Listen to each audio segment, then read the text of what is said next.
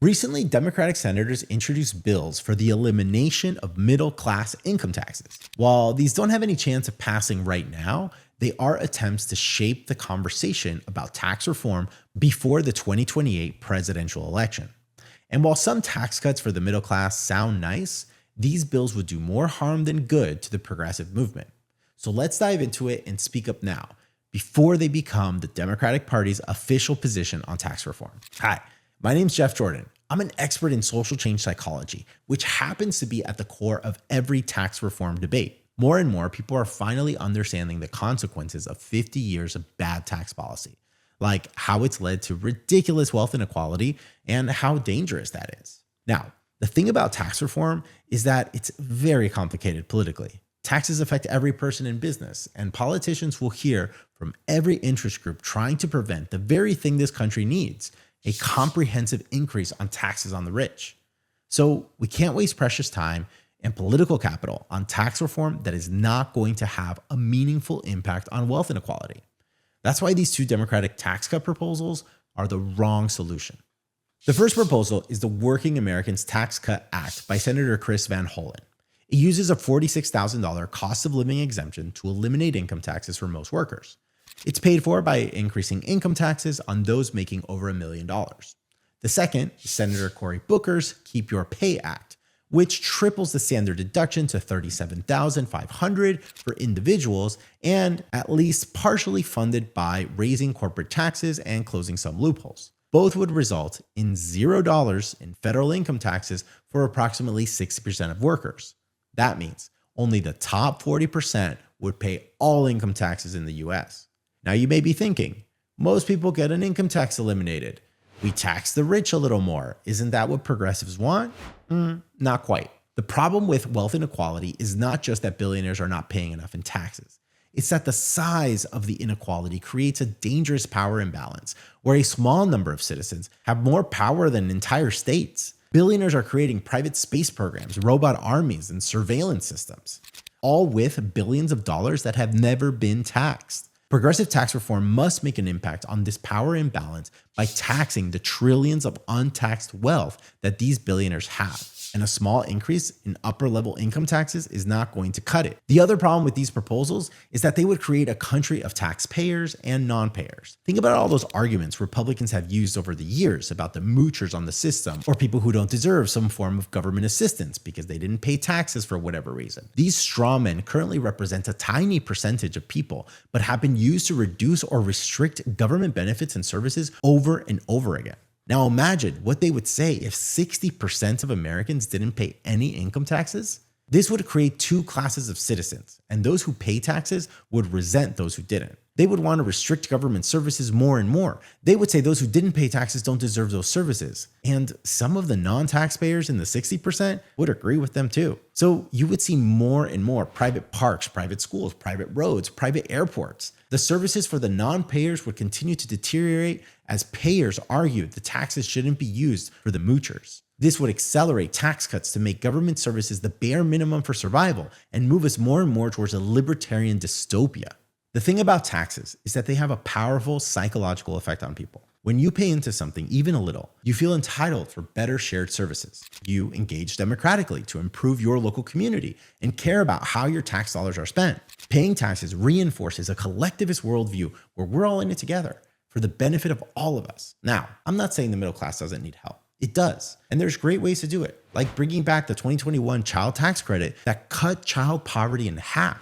You could even reduce the lowest income tax brackets to help with affordability. But completely eliminating income taxes for millions of Americans would go directly against the psychology necessary to build a progressive country that understands paying your fair share is part of a functioning society. And more crucially, those proposals are not anywhere close to what we need to reverse 50 years of wealth concentration. Remember, increasing taxes is politically and legislatively extremely difficult. So if you're going to fight for tax increases, we have to lock in and focus on the right reforms. The wealth inequality in this country is not from traditional income.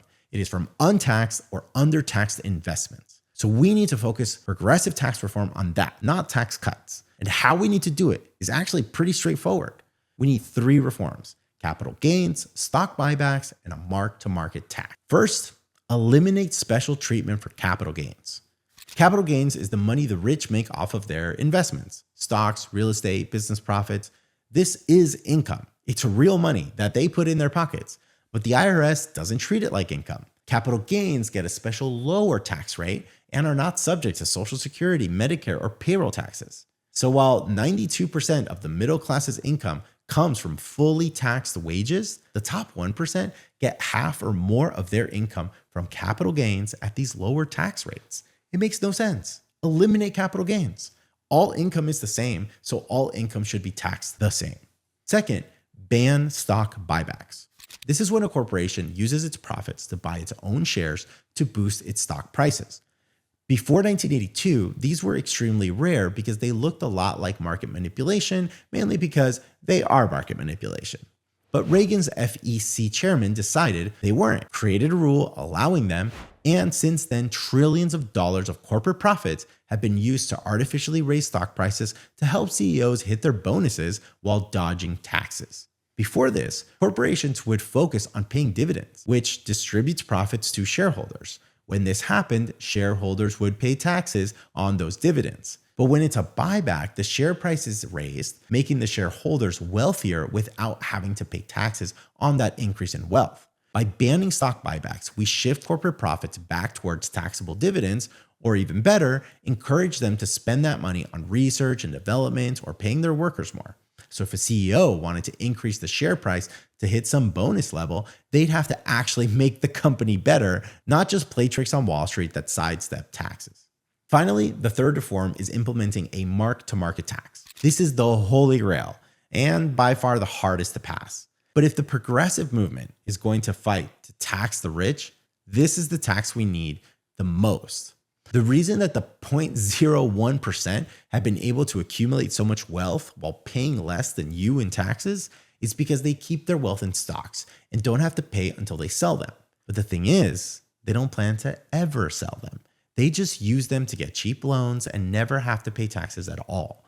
American billionaires have over $5 trillion with a T in untaxed wealth because of this. That's how billionaires end up paying just 1 to 2% taxes on their increases in wealth every year, while you pay 20 to 30% in taxes. Now, Bernie Sanders has introduced a 5% wealth tax to try to tackle this.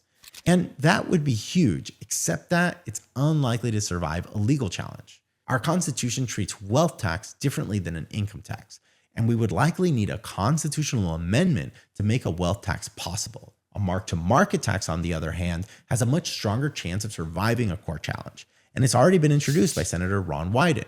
He calls it the billionaire income tax, and it would treat stocks like cash. At the end of every year, if you had more than $100 million in gains, you would have to pay income tax on those gains or defer the tax and pay a fee and interest.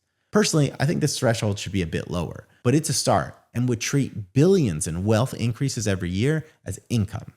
And if you got rid of the capital gains tax, like I mentioned before, well, then now billionaires would finally be forced to pay their fair share. These three policies together would raise over $500 billion in new tax revenue every year and start to actually reduce wealth inequality. We can use that to give the middle class real benefits like childcare, healthcare, etc., that would make life more affordable. So we can't let centrist Democrats turn the tax the rich conversation into a middle class tax cut. That is not enough, and it will not change the trajectory of wealth inequality. If we want a more equal society, a more affordable life for the middle class, billionaires need to start paying their fair share. So let's get specific. Next time you say tax the rich, add in eliminate capital gains, ban stock buybacks, and implement a mark-to-market tax. Don't let the DNC or centrist Democrats define the tax reform narrative. Force them to actually tax the ultra rich.